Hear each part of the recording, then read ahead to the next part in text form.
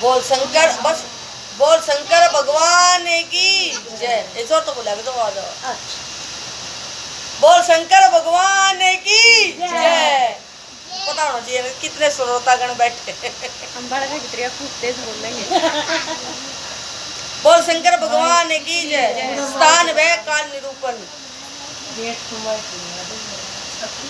जय श्री महापुराण की जय। जय श्री शंकर भगवान की जय। ऋषि बोले सर्वात वित्तम सुत जी अब आप पूजा के योग्य स्थान व समय बतलाइए। सुत जी बोले देव अज्ञादि कर्मों से शुद्ध ग्रह बराबर फल देने वाला होता है। इसे 10 गुना गोष्ठ गौ की बांधने की जगह। बोल शंकर भगवान की जय। इसमें बताइए जगह स्थान कौन कौन सा पवित्र है।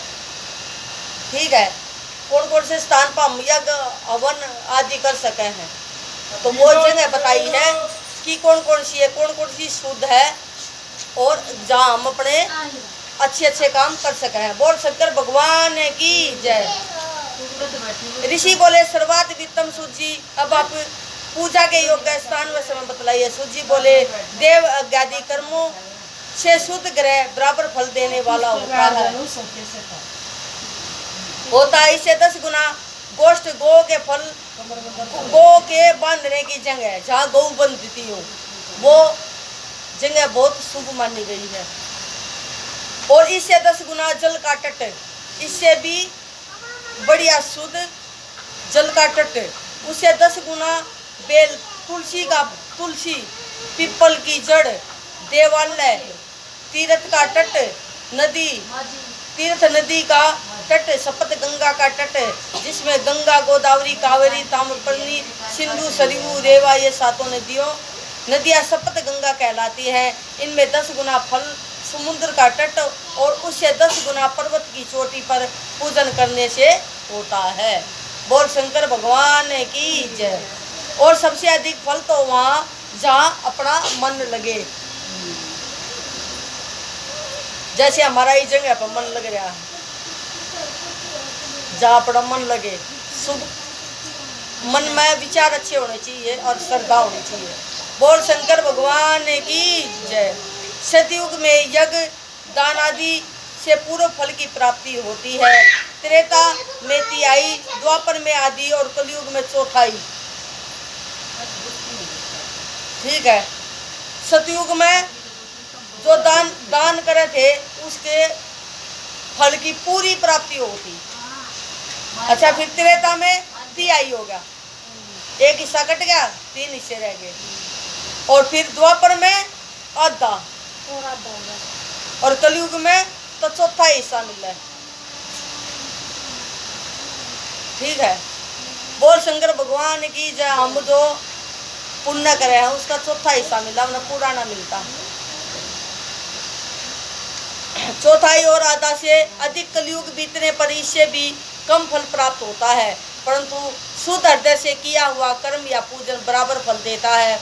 इससे 10 गुना फल रवि संक्रांति के दिन जो सकराता है, जो संक्रांति के दिन हम दान दून करें ना उसका पूरा फल मिलता है।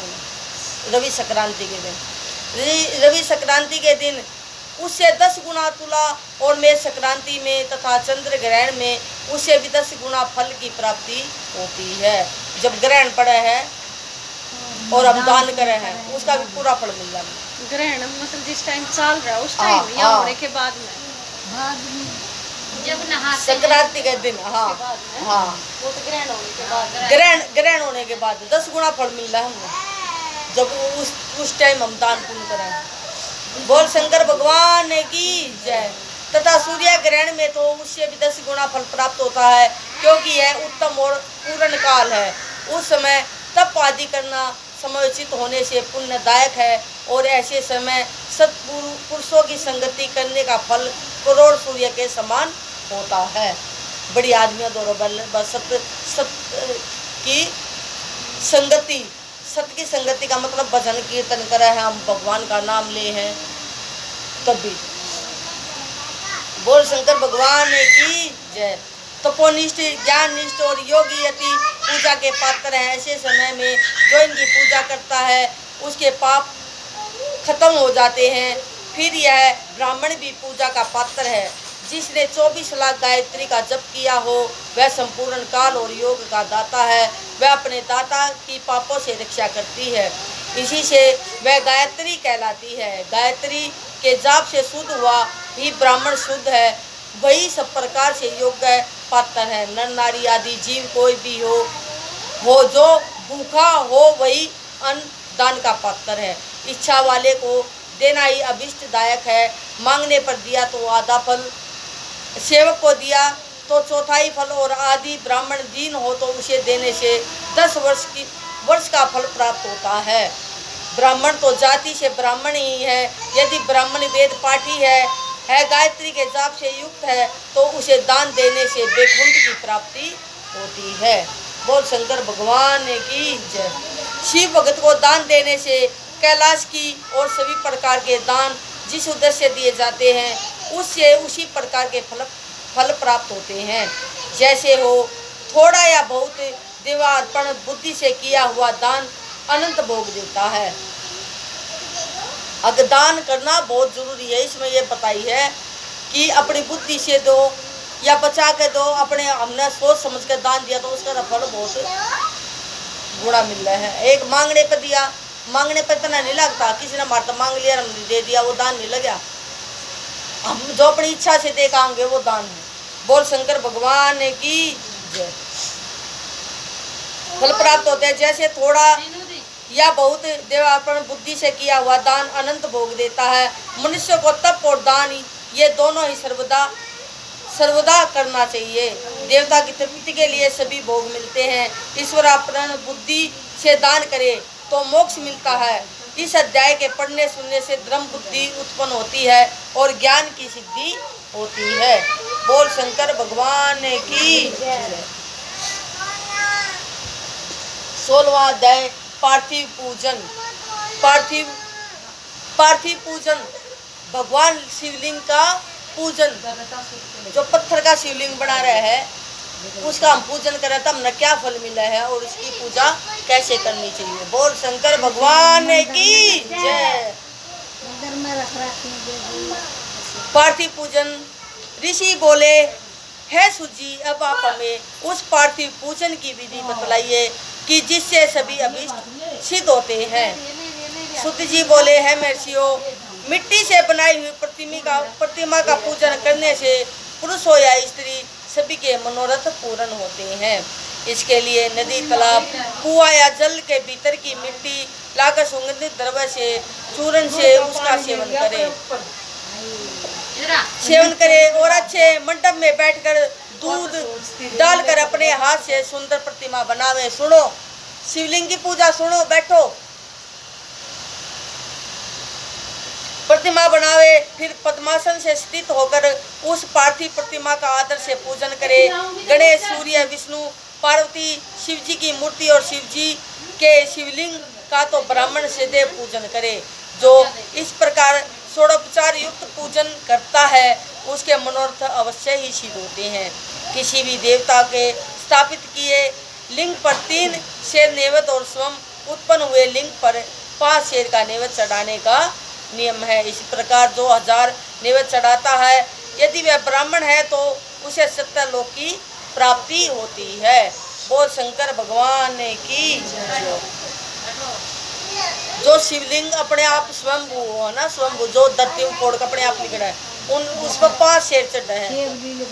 5 शेर 5 किलो के चढ़े हैं भाई। जो भी हम नैवेद्य चढ़ाओगे नैवेद्य तो प्रसाद, नैवेद्य प्रसाद खीर हो, फल होया या कुछ भी होया, नैवेद्य 5 किलो 5 शेर। और जो हमने स्थापना कर रखी है किसी देवता ने और भाई वैसे हम स्थापना कर उस पर 3 किलो। और जो स्वयंभू हो खुद पृथ्वी ने फोड़ के लिखा स्वयंभू उस पर 5 शेर। और जो ब्राह्मण चढ़ाता है तो उसको 70 लोक की प्राप्ति हो जाती है। यह सत्य है। 12 अंगुल चौड़ा और 25 अंगुल लंबा यह लिंग का प्रमाण है तथा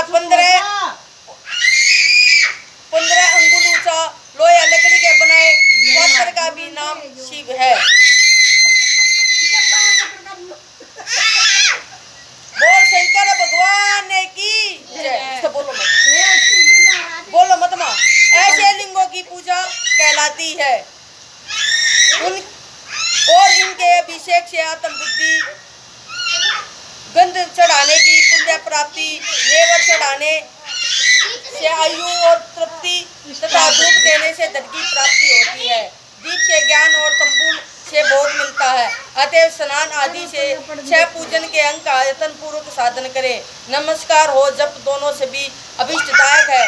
इनको पूजा के अंत में अवश्य करें, क्योंकि इनमें भोग और मोक्ष दोनों ही प्राप्त होता है। मानसिक पूजा में भी इनको अवश्य ही व्यवहार में लावे। जो जिस देवता की पूजा करता है उस देवता के लोक को प्राप्त होता है, साथ ही उसे उसके बीच के लोकों से भी श्रेष्ठ भोग मिलते हैं। महर्षियों, आप श्रद्धा से सुनिए। बोल शंकर भगवान की जय। इसमें ये बताइए कि जो जिस देवता की पूजा करे है ना, जो जिस देवता को माने वो उसी लोक में जावे। इसलिए अपना इष्ट देव तो एक ही होना चाहिए। मान लो सबने, लेकिन इष्ट देव अपना एक होना चाहिए। हम जिसने मानना है, मान ले मैं शिव न मानू हूँ और मैं शिवलोक में जाऊंगी, तो जो पहला के लोग आऊंगे मैं उनका भी सुख भोगूंगी। उनका जो बीच मारते जाएंगे उनका भी सुख में मिलेगा। लेकिन जो जिसकी पूजा करे है वो उसी लोक में जा है। बोल शंकर भगवान की जय। मैं विशेष रीति से वर्णन करता हूँ। इसी भूलोक में श्री गणेश जी संभक्त प्रकार से पूजनीय है कि जिसमें अभीष्ट सिद्ध होती है। जैसा शिव जी ने नियत किया है उसको अनुसार तिथि, वार, नक्षत्र आदि का समुचित विचार कर जो सविधि इनकी पूजा करता है, उनके कौन से मनोरथ पूर्ण नहीं होते। गणेश पूजन से सभी पाप दूर भाग जाते हैं और अपने सभी अभिष्टों को पूर्ण करते हुए मोक्ष तक पहुंच जाता है। इसी प्रकार विष्णु जी की तथा और भी देवताओं की जो जिसकी पूजा करना चाहता है वह उन देवताओं के वार, तिथि, नक्षत्र का विचार कर षोडोपचार पूजन भजन करे तो उसका अभिष्ट की प्राप्ति होती है। फिर शिव जी का पूजन तो सब मनोरथों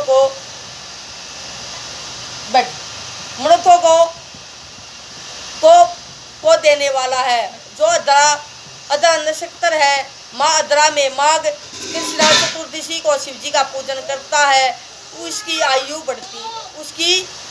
बढ़ती मृत्यु हरण होती है। जो शिव जी की पूजा करता है कृष्णा चतुर्दशी के दिन उसकी आयु बढ़ती है और मृत्यु हरण होती है। आयु बढ़ जाए उसकी। किस दिन बताइए? कृष्णा चतुर्दशी, जो शुक्ल पक्ष और कृष्ण पक्ष नहीं होते। हाँ। जो कृष्ण पक्ष की चतुर्दशी आवे। बोल शंकर भगवान की जय। और सर्व सिद्धि प्राप्त होती है। ऐसे ही और भी नक्षत्र, महीनों, वारों में शिव जी की पूजा का अद्भुत माध्यम है।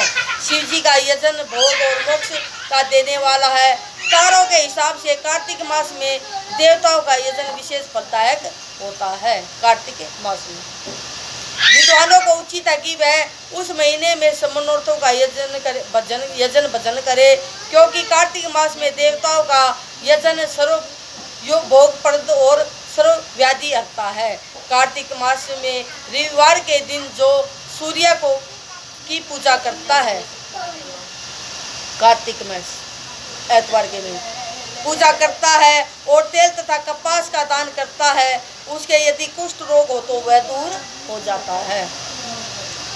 इस प्रकार शिव जी की पूजा के अनेक विधान हैं। जो अपने मन को या जीवन को शिव जी को अर्पण कर देता है उसे शिव जी स्वयं सायुज्य मुक्ति प्रदान करते हैं। जो अपना जीवन शिव जी को अर्पण करते हैं कि तेरे भरोसा है, मतलब तेरे सहारा है, उसको सायुज्य मुक्ति प्रदान करते हैं। सर्व सायुज्य मुक्ति का मतलब है हमेशा हमेशा के लिए मुक्ति। बोल शंकर भगवान की जय। योनि और लिंग, इन दोनों स्वरूपों के शिव जी के स्वरूप में समाविष्ट होने के कारण शिव जी जगत के जन्म निरूपण है और इस नाते से जन्म की निवृत्ति के लिए श्री शिव जी का जन्म प्रजा का अलग विधान भी है। जैसे अखिल जगत बिंदु नादात्मक है, जैसे बिंदु शक्ति है और नाद नाम शिव जी का है, बिंदु का आधार वाद है और जगत का आधार बिंदु है। अंत ये दोनों ही जगत के आधार हुए, बिंदु देवी और नाद शिव।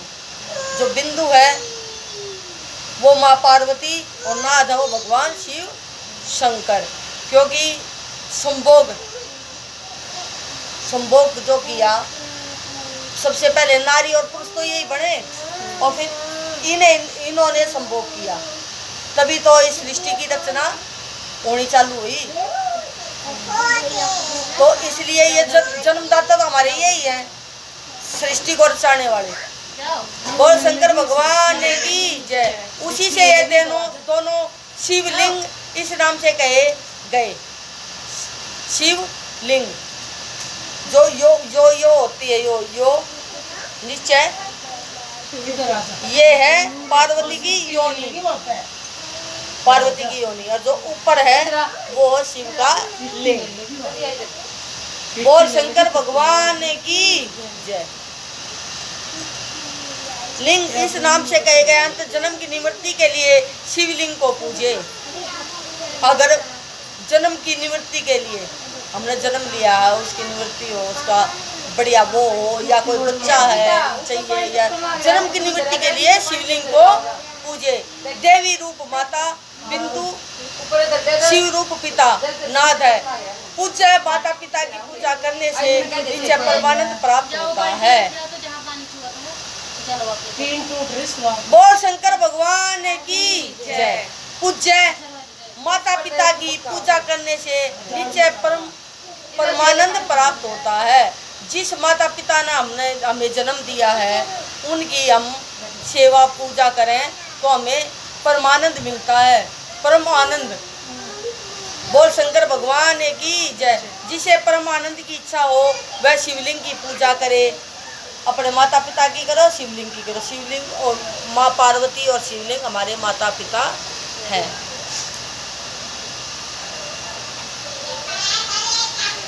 वह शिवलिंग, जिसे परमानंद की इच्छा हो वह शिवलिंग की पूजा करे।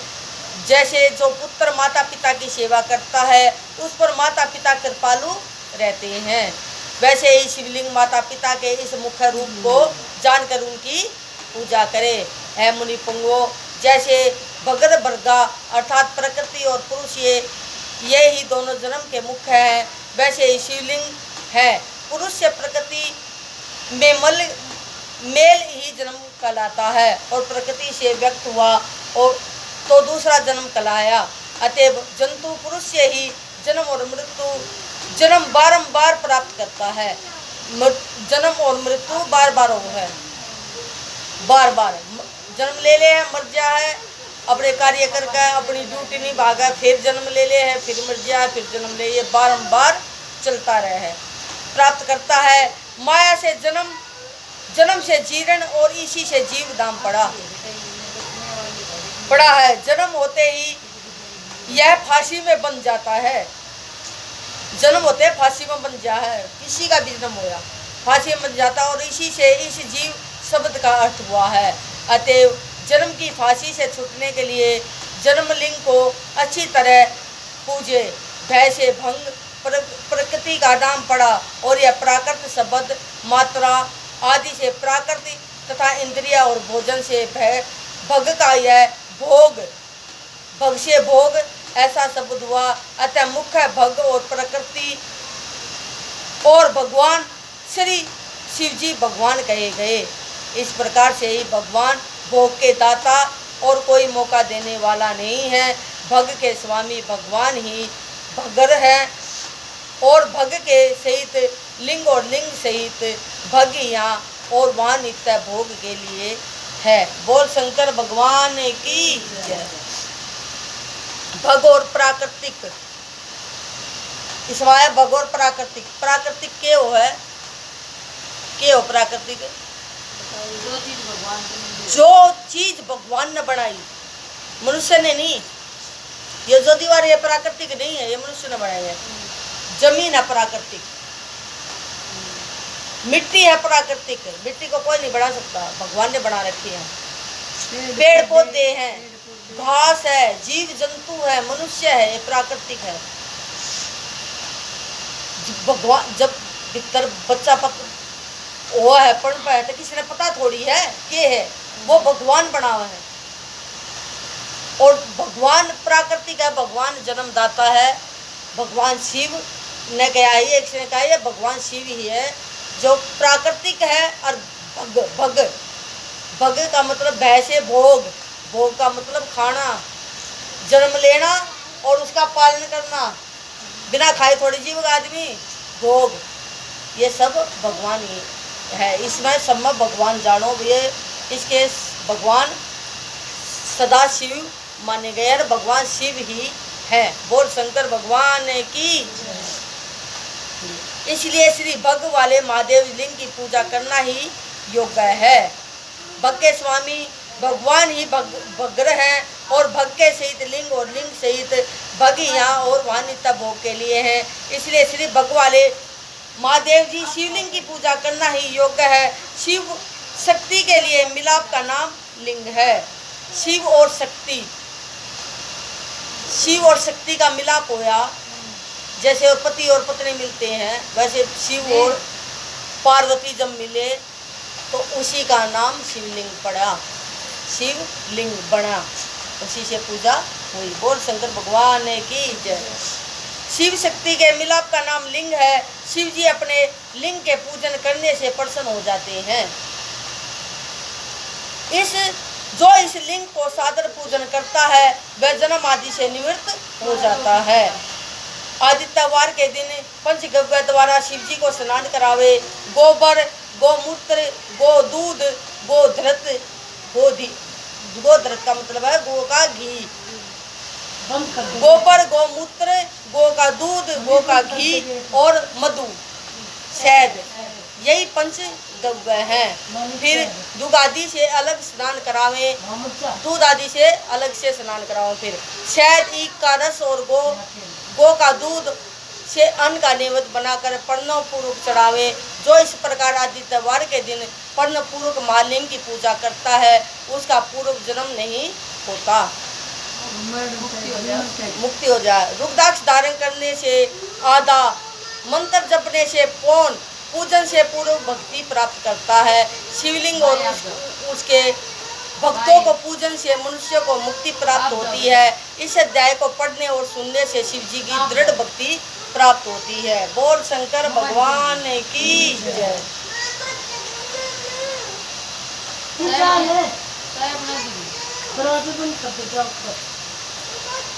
एक और पढ़ दो, कल पढ़ दो, बताओ। पढ़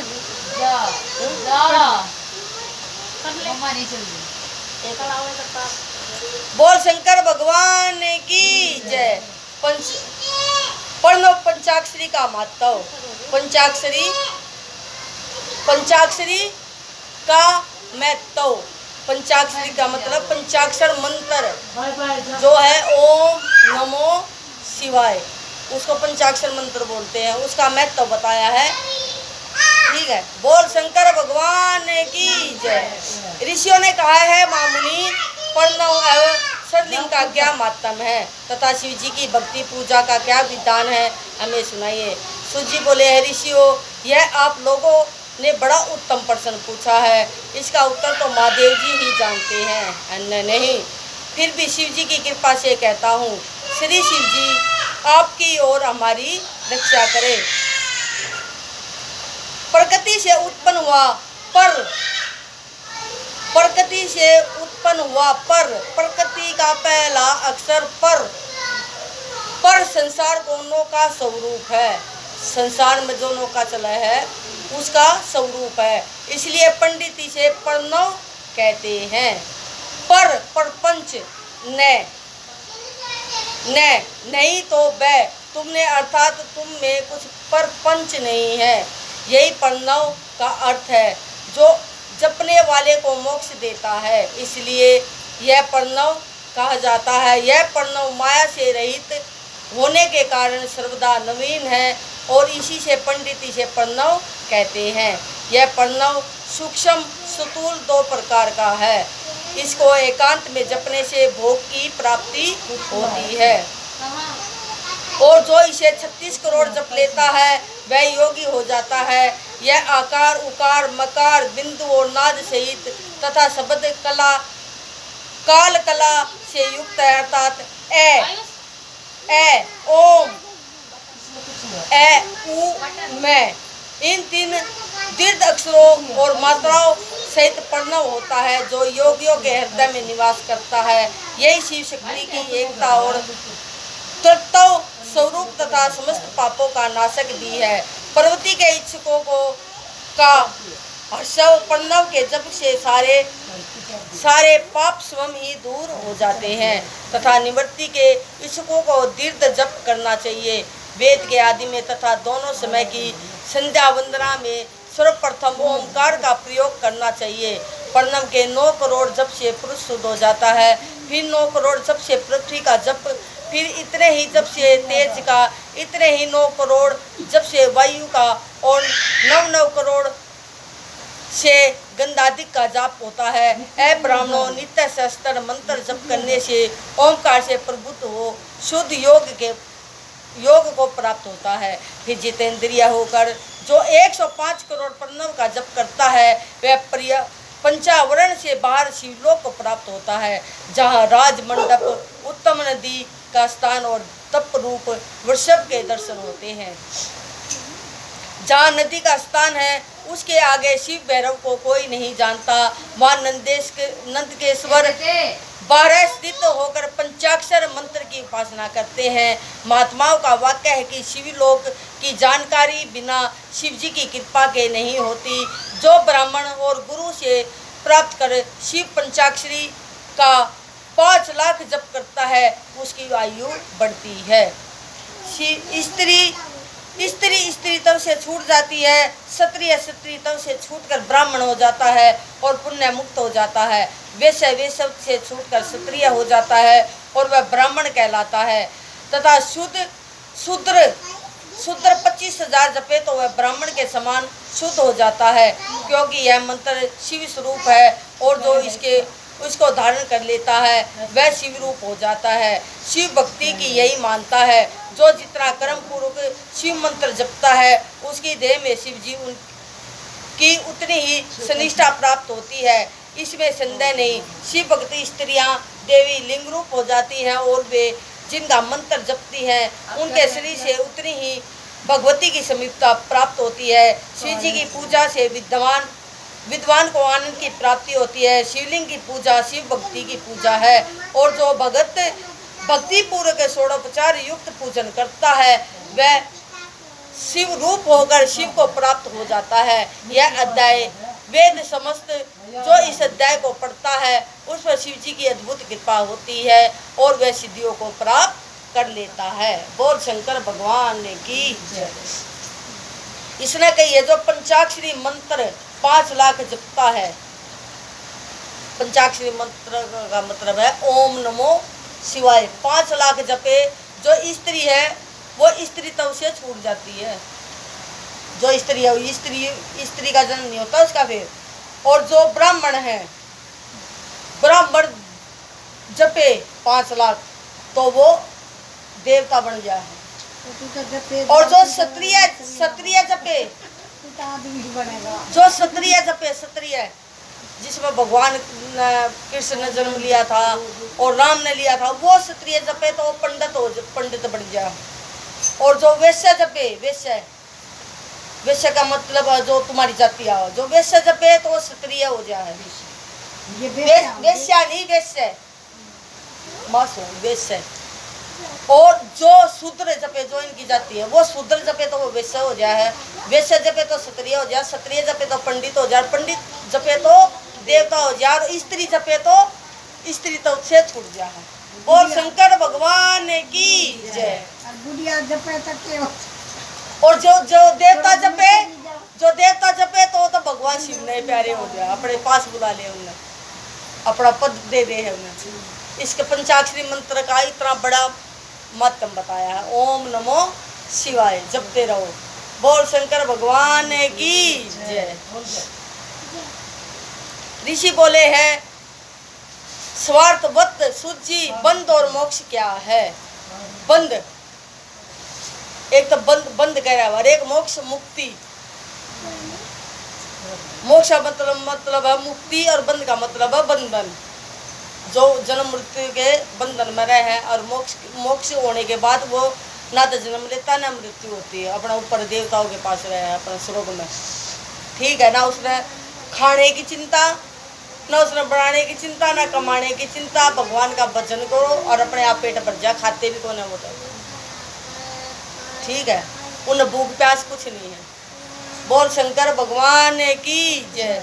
ऋषि बोले स्वार्थिवत सूजी बंद और मोक्ष क्या है। सूजी कहने लगे ऋषियों में बंद और मोक्ष के उपाय कहता हूँ, ध्यान से सुनिए।